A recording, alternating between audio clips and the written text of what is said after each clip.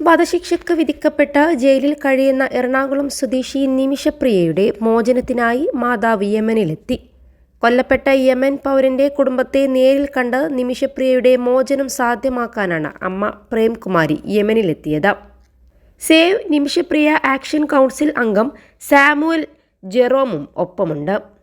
യമനിലെ ഏദനിൽ എത്തിയ ശേഷം കരമാർഗം സനയിൽ എത്താനാണ് തീരുമാനം.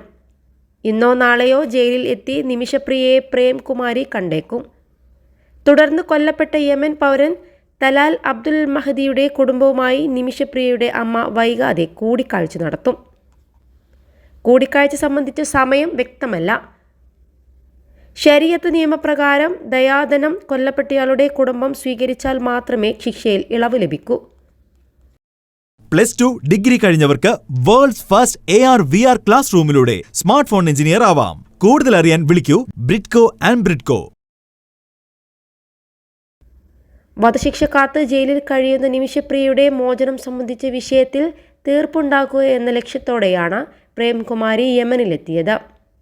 മാസങ്ങൾ നീണ്ട നിയമ നടപടികൾക്കൊടുവിലാണ് യമൻ പൗരന്റെ കുടുംബവുമായി കൂടിക്കാഴ്ച നടത്താൻ നിമിഷപ്രിയയുടെ അമ്മക്ക് അവസരം ലഭിച്ചത്.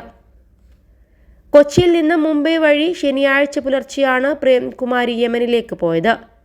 യമി എയർവേസിന്റെ വിമാനത്തിലാണ് ഏദനിലേക്ക് പോയത്. സാധാരണ വിമാന സർവീസല്ല ഇത്. യമൻ പൗരന്മാർ ചികിത്സയുടെ ഭാഗമായി എത്തുകയും മടങ്ങുകയും ചെയ്യുന്ന വിമാനമാണിത്. വിസ ലഭിച്ചിട്ട് 1 മാസത്തിലധികമായിരുന്നു.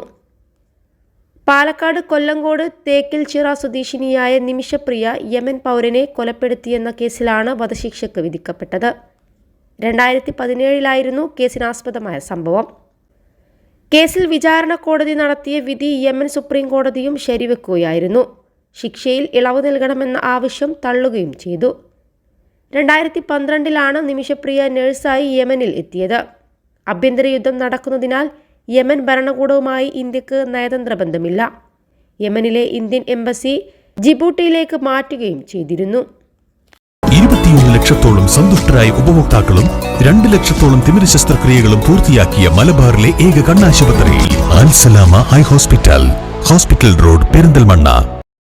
വിദേശകാര്യ മന്ത്രാലയം എതിർത്തെങ്കിലും പ്രേംകുമാരിക്ക് സ്വന്തം നിലക്ക് യമനിലേക്ക് യാത്ര ചെയ്യാൻ നേരത്തെ ഡൽഹി ഹൈക്കോടതി അനുമതി നൽകിയിരുന്നു.